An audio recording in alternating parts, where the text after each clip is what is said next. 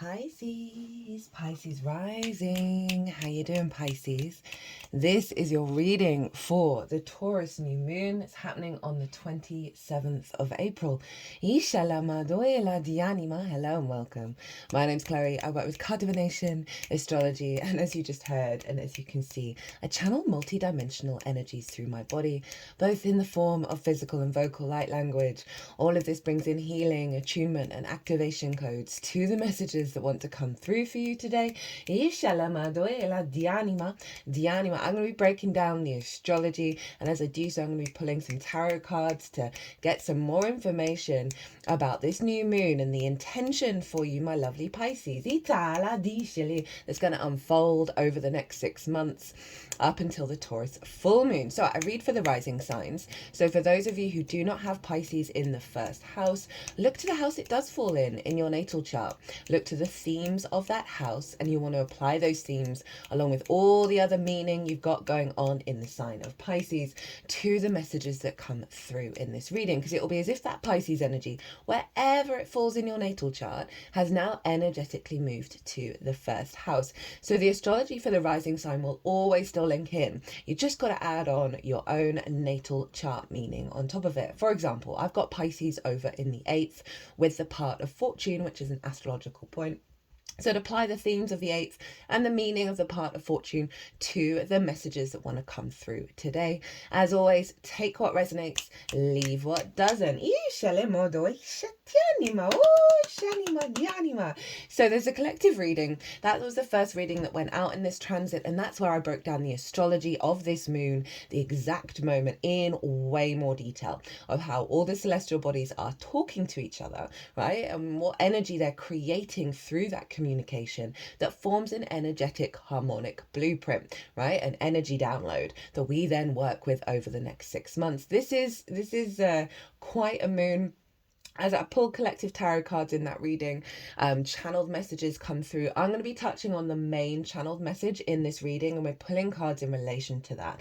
And that is that this is activating a new blueprint in our physical vessel. Taurus is our personal connection to Earth. It's ruled by Venus. She wants us to feel good in the 3D world.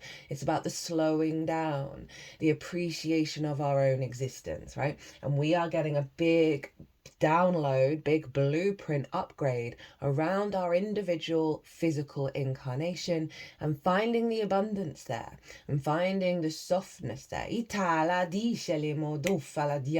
Our physical senses being in alignment with that abundance, with the unfolding of our consciousness that we're going through at quite a profound level this year, right? We're in the year 9. It's the year of the wood snake. We are completing a huge cycle. We are shedding so much skin. And in that process, we are elevating our consciousness. There's so much astrology that's this year and next year. The work we do this year on soul retrieval, i.e. chipping away at all the conditioning, chipping away at the programming, and getting back to our soul frequency, allowing that to flourish. That is you at your highest level. The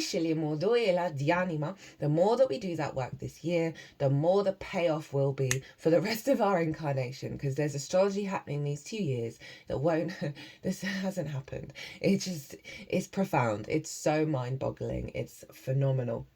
And this moon is following off the back of the Libra full moon, which is allowing us to step more into our truth and into our power, right? And our inner equilibrium, and finding that we're not creating scarcity when we're in that state of truth and in that state of clarity and being able to communicate that. And through this awareness, this unfolding, actually the universe is abundant, right? It's not a fear space. It's not a scarcity space. So much old conditioning is coming to the surface, is bubbling to the surface, because this is like hardcore species level conditioning. And this moon is really allowing us to unfold into that abundance. But Taurus is a fixed sign. It's ruled by the bull, right? It is earth energy, and earth is a density to it. This is one of the most stubborn signs. It is the most stubborn sign in the zodiac. And so we are clearing out a lot of stubbornness in our physical vessel, right? Our senses, our body, that are in a fear mindset, that are in a scarcity mindset. Because we're so used to it, we can hold on to it because we're scared about the fallout of letting go of this, right? Of the pain we may feel when we're feeling abundant, and then we get the opposite, and then we fall back into that pit and we're like, well, that's safe, that thing I can trust on, that thing I can trust, right? That fear, that scarcity. And so I'm going to hold on to that. Now, what this blueprint is doing is really allowing the unfolding of us away from that mindset.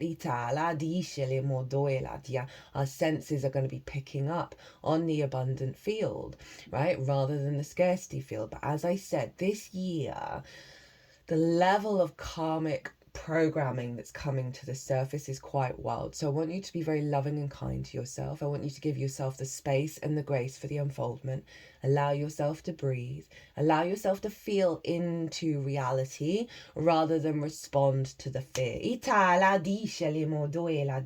So speaking of the blueprint, we're going to get one card from this deck that represents what this blueprint is, right? What the energy, what the most integrated and expansive intention of this moon is of bringing in this blueprint. So we're going to get a card on the blueprint. We're going to get a card on how to work with it over the next 6 months. What energy the universe is like, right? If you want to amplify this, if you really want to make this really integrated, this is what you need to focus on. We're also going to get the card at the bottom of the deck, and we're working with 2 different oracle decks at the moment, so we'll get some cards at the end of that. So my lovely Pisces rising, where is this happening for you? Oh, okay. Whoa, all right, you got, okay, oh hell, whoa, okay, Itala di shele modoela di anima di sheni. Okay, Pisces. I'm sorry, but it's going to blow your mind what cards have come out. It's blowing mine. Right, so this is happening in your 3rd house. Now, the 3rd house for me is the gateway to enlightenment. This is also the house that the moon's favourite place to be in. And this is how we find meaning in the day-to-day. Right? It's the house of the goddess. Right? It is the day-to-day stuff. It's the walk to the shop. It's the washing up. Right? It's the sort of the things that we got to do, right? It's the local community. It's your local environment. It's your environmental frequency. Now, this is all about bringing our big picture philosophies up in the house of the gods over in Scorpio for you into our day-to-day practice, into our mindful practice, in the small things. The more we find meaning in the washing up, right, in watering the plants, right, the more that resonates in our field, that we don't really have to really think about the bigger picture. We don't have to think about the longer term plans, because when we focus on finding that meaning, that resonance, that love, that joy in the little things, that reverberates out into the whole space, right? So it allows us to soften. It allows us to be present in the moment, and Taurus is all about that. So not only is this a beautiful house to have this blueprint come into, but the moon is in her exaltation in the sign of Taurus, which means the qualities of the moon are raised up high, but she's also in her favorite place. So this is a really powerful energy for you, Pisces. It's the lens in which you communicate through, right? It's linked into learning new things, short distance trips, and siblings, right? So there's a real sense of an elevation of your understanding of reality in the day-to-day and how you find meaning in that, right? Very powerful energy. So this moon is squaring Mars and Pluto. Woo! We've also got Lilith over in Scorpio. So this is creating a grand fixed cross. And the houses that these are happening in, we have Aquarius, where Pluto is, in your 12th house, your hidden house, your house of mysteries, your unconscious spaces. In those unconscious spaces are trauma responses, limiting beliefs, distorted love languages. This is why this house is often linked into anxiety, depression, loss, grief. Underneath all of that good stuff is the magic of your soul, is your actual magic power up. And it's the cosmic joke from the cosmic universe that is a cosmic troll to put all that magic underneath all the conditioning, which is why you see in so many spiritual practices, book religions, whatever, that the way through is in, right? The way, the as within, so without, the I am of it all. And that's why the chipping away at the conditioning is really powerful, because then it creates more space for your true self to come out. Now, Mars is over in your 6th house of the adult in the room, right? This is work, how you figure things out, how you put that into practice. It is work itself. It is routines, physical health. It's also linked into co-workers and therefore collaboration, pets, and therefore acts of service. Mars loves being in the 6th. So you've got 2 celestial bodies in their favorite houses. Mars loves a job to do, right? This is the adult in the room. This is, the more we understand how we work, the more we can collaborate, the more we can build in the world. Lilith over in your 9th house, the house of the gods, your perspectives. She represents respect, honor, and dignity. 2 individuals coming together, or 2 energies coming together that respect each other, that are open to give and receive, be free but connected. And if she's not getting that, she's very and having work to try and get it, she is very comfortable packing her bags and leaving. This is a very hyper independent frequency with Pluto, Mars, and Lilith. Right? Lilith in the 9th is really bringing you into a state of equality and individuality and respect.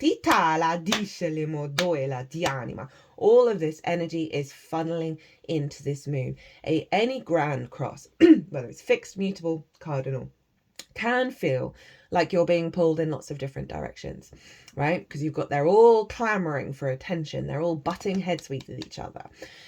Now, this is part of the magic, because this is trying to get you to a place of stillness, right? So we've got this new moon in how you find meaning. You've got the motivation and drive to really elevate how you work. Pluto is deeply transforming your unconscious realms, getting you back to your universal frequency. But that Pluto-Mars opposition can see a little push and pull between burnout at work, co-worker energy that you may get anxious about, you may struggle with. Your mental health might be an issue because of the burnout of Mars being like, let's go, let's work. Just trust in that. You got to in the process of the grand fixed square, is it wants you to get neutral. If you're feeling pulled in lots of different directions, it wants you to slow down, maybe meditate, maybe breathwork, whatever it is that you do to clear your energy and center yourself when you're feeling pulled in lots of different directions. And then after that centering energy, ask those 4 signs, ask that 4 sets of energies, which one do you need to focus on right now? And the more that you open up to the flow of the weaving of these 4 energies, the more this turns into a generator. By being at the center, by being at the eye of the storm, this turns into a hardcore generator of you building deep meaning from the magic of your soul, putting it into practice, coming into a state of balance and respect of your own individual frequency, and pulling this all into how you express yourself, how you understand your day-to-day reality, how you elevate your consciousness in order to build for the long term in alignment with the magic of your soul. This is very, very powerful stuff. Now, Venus rules this moon, and so Venus is influencing this moon, and she's in your sign, Pisces, which is why you were the first mutable sign that I wanted to do. And she is conjunct the North Node, Saturn, and the asteroid Ceres. Ceres represents the abundant nature of the universe, our natural instinct to grow, right? Because she's linked into the grain and the instinct of the grain to grow. I talk about that in the collective reading. The Saturn there of bringing structure, bringing integrity, bringing maturity. The North Node is pushing you into new territory around how you understand yourself, wanting you to expand. Venus is in her exaltation. And it means the qualities of Venus are raised up high. She is now really fully blossoming in that unconditional love, that sense of the interconnectedness of all things, the magic, the synchronicities, the non-rational energy of Pisces, of anything is possible. Right?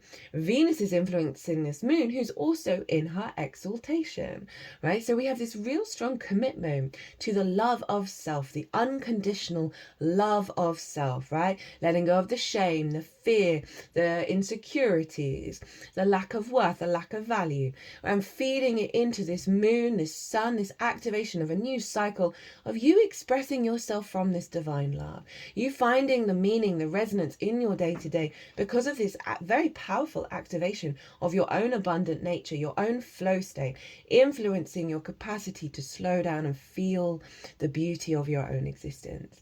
And that is going to feed into how you work. That's going to elevate the heart space. Remember, the sun rules Leo, the sun is in Taurus, so it's influencing Mars, elevating your understanding of your transformative power, your rooted power in your unconscious spaces, in the magic of your soul, that is forming this very powerful energy of your capacity to meet people in your own power and in a state of reciprocity. Okay, so what is the blueprint that's coming through? What is the blueprint that's being activated, that's unfolding over the next 6 months? The 9 of Pentacles. This happens to be Venus in Virgo. I really love this. This is a figure who has done all the things that they've needed to do. They've prioritized creating a holistic life, right? Happy work, abundant nature, happy home, happy friends, happy family, being able to relax, be still. And, you know, she's looking at this falcon, connecting to nature. Taurus is very much about that, of allowing yourself the space to breathe and enjoy this incarnation, enjoy the physical experience. But this figure knew what they needed to do. They knew when they needed to say no or when they needed to say yes. They knew what they needed to prioritize in order to create this holistic life. So this is the blueprint of you embodying this energy in your day-to-day, of feeling good, of feeling abundant, and through that process creating a feedback loop of that strength, of your capacity to build your own life in the day-to-day things. Now, Virgo for you is over in your 7th house of the other. So there may be a relationship dynamic, right? Another person or another energy, or your relationship with source that may have been dysregulated before, or may have been out of balance before, where you weren't prioritizing your full abundance, your full needs. And because of all that stuff in Pisces, it's really activating a solidity in your embodiment of self. That's the 1st house, how you take action, right? Because of that, it's what I really feel is like this sort of this untanglement away from the other, where you did not operate from this place, right? Well, I've got some throat chakra stuff coming up. I'm getting a tickle come up. That's been happening in the readings. Taurus rules the throat. So there's an element here around our understanding of reality and how we communicate that from a place of universal love. Now, remember how much I was freaking out about the cards that you got? This is how to work with it. Who got 3 9s in their reading all at once? Was it you, Pisces? You utter magical being in a year 9. Woo! I love the contrast of the 9 of Swords and the 9 of Cups. And the 9 of Swords didn't want to be in reverse. It wanted to be in the upright, because this is what we're focusing on. They're wanting you to focus on this is a reality that we find ourselves in, and bring awareness to it. And how stark contrast that is to the 9 of Cups and to the 9 of Pentacles. This is the fear, the worry, perhaps the regret or shame about the past, the worry about the future, that does the exact opposite of what Taurus wants us to do, which is getting us out of the now, right? This is not surprising with the Pluto energy over in the 12th. I mentioned that worry, that fear. Some situations can, as I said, there's a lot of big old patterns coming up. So there's a lot of scenarios where we're like, what the fuck? I thought I was in alignment. Trust in it. Trust in it. Don't try and fight it. Soften. Release this. Even if the scenarios bring it up, release your entanglement with it and step into the 9 of Cups, right? Because it is coming to the surface to be released. Now, this figure, what they should do is take their hands away from their face and just look at the roses and slow down, slow their nervous system, slow their heartbeat, and just take a breath, take a moment to see the beauty in the moment. Now, the 9 of Cups, The Nine of Cups is inner emotional alignment, an inner gratitude, an inner abundance, an inner confidence. But the way we get to that inner confidence is a real elevation of how we perceive abundance in our life that leads to a huge activation of gratitude. Now, if you may be struggling to find abundance in your life, to find that ease, to find that grace, start a practice of being grateful that you have a roof over your head, that you can breathe, right? That the blood is pumping around your body. All of those things that we take for granted. The more we practice gratitude for that, the more we get in this alignment. But this is power for 3 nines. 3 nines. This is what to focus on, but not denying this, not shaming this, not hiding from this, but knowing to get through this is to focus on this energy. Focus on the joy in your life, in the little things. Dianima. Okie dokie. Itali dufilima dianima. What's at the bottom of the deck? So this is the root energy of the intention. Page of Wands. Interesting. The moon has just moved into Aries.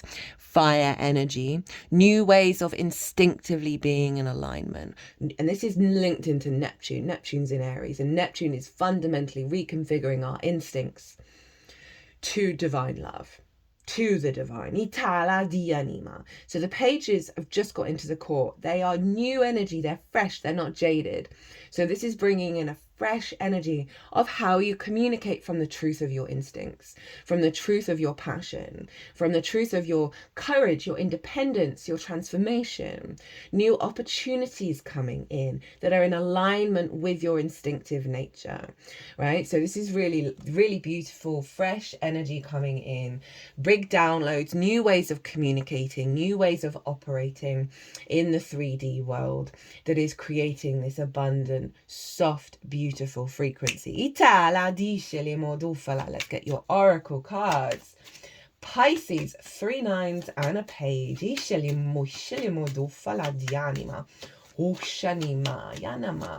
Oh, there we go. Oh, okay.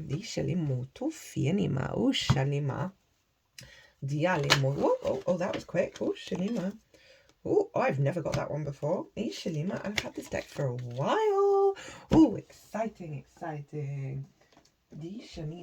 Oh. Oh. Sorry, I just accidentally pushed the books under a table. Something was hidden and now is being revealed. Ishalimo doela dianima doela dishanimana dishanima dishalimo do fala dianima yatuma dish. Oh, my throat is really croaky. Ishalimoyana. Right, where are you? Dialimo shanima. So we have from the Keepers of the Light Oracle, all the decks in the description box, we have Kuthumi, Cloak of Wisdom. You already know the answers you seek. Trust what you know. Yeah, this energy is within you already, and this is the revealing of it, the revealing of your inner wisdom, your inner truth, your inner instincts. That our instincts, we're not even thinking about it, it's just there, right? And this powerful unfolding of that wisdom that's within you. Now, interesting enough, and I haven't brought this into any of the other readings, Jupiter rules Pisces, and so therefore rules Venus. Jupiter's in Gemini. Gemini's ruled by Mercury. Mercury's in Aries. So we've got a feedback loop between Venus, Jupiter, and Mercury. So it's really interesting that showed up for you in this reading. Around Mercury's in your second house of your skills and your tools, right? Your resources. How you manifest, how you bring in regular income, and most importantly, how you value yourself. And the Nine of Pentacles values themselves deeply. So there's a link here around value, what you place your value in, how you manifest in the day-to-day. The frequency is shifting around that. So your natural embodiment in the day-to-day is in alignment with the upgrade of your resources, of how you bring in value into your life because of your deepening of your own value.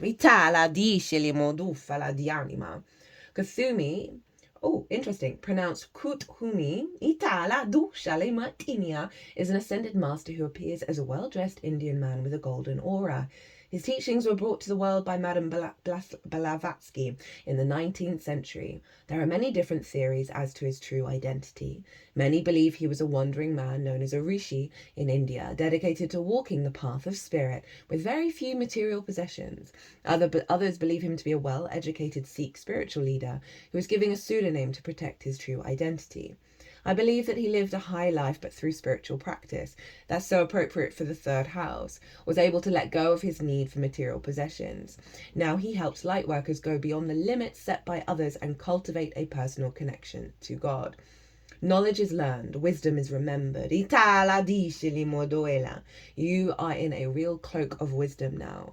Like Kuthumi, Kuthumi, you have been on a wandering path trying to find answers through study and the insights of others. But now you're uncovering the truth of your own soul. Your soul is leading the way, and that's Pluto over in your 12th house, is leading the way, and you're being encouraged to follow. The fog is clearing. The light has come and it's shining on you. Your soul is saying, yes, it's your cheerleader. Follow it and trust the endless wisdom within you. Go, go, go. Ooh, okay.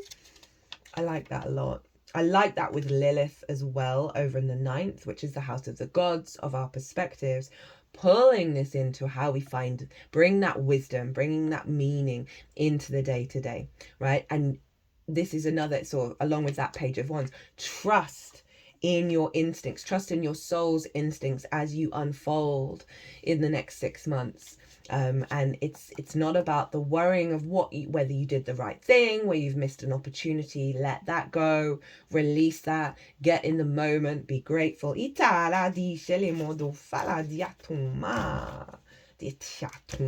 So you have from the Astro Ascension deck, we've got TAURUS, the Master Manifester. Ooh, that's great with the 9 of Pentacles, great with the link into the 2nd house of Mercury, a higher timeline. Yeah. Pioneer, natural born leader, stargazer, highly evolved, masculine energy, a doer, ancient gifts, sacred geometry, scientific. You're shifting into a higher timeline. Oh, I like you're shining into a higher timeline. You're unlocking your master manifestator abilities. Love that for the 3rd of the day-to-day, hardcore. You'll be manifesting big from now on. Yes. Mental blocks are keeping you stuck. This is the shadow side. There's a part of your ego, and that's the 9. Oh my God. There's a part of your ego that needs to be cracked open. Focus more on the heart to find balance and try not to think so much. Very wise advice. Let's look at what's at the bottom of the deck. Hope, love, and acceptance. Love is yours. Recognize your divine worth. Choose loving thoughts. Oh my God, all of this is so... And at the bottom of this deck, you won't believe it, I just seen it, 2nd house, money and value, the Hierophant and the Empress. Abundance is your birthright. Income, assets, earnings, possessions, security, material desires, basic value, self-worth, how we handle money. Now, in modern astrology, which I don't work with this frequency, but I'm bringing it in, Taurus is linked into the 2nd house, and that's coming through really loudly, but it is because Mercury's there. He's ruling Jupiter, he's ruling Venus, he's ruling the moon. On that note, oh my God, Pisces, shut the front door on your way out, you magical being. I hope you enjoyed this reading. I hope it resonated. If it did, hit that like button, hit subscribe. If you want a personal reading, my website is everywhere, or email me directly. Pisces, be good to yourselves, be good to those around you. Safe travels and be well until we meet again.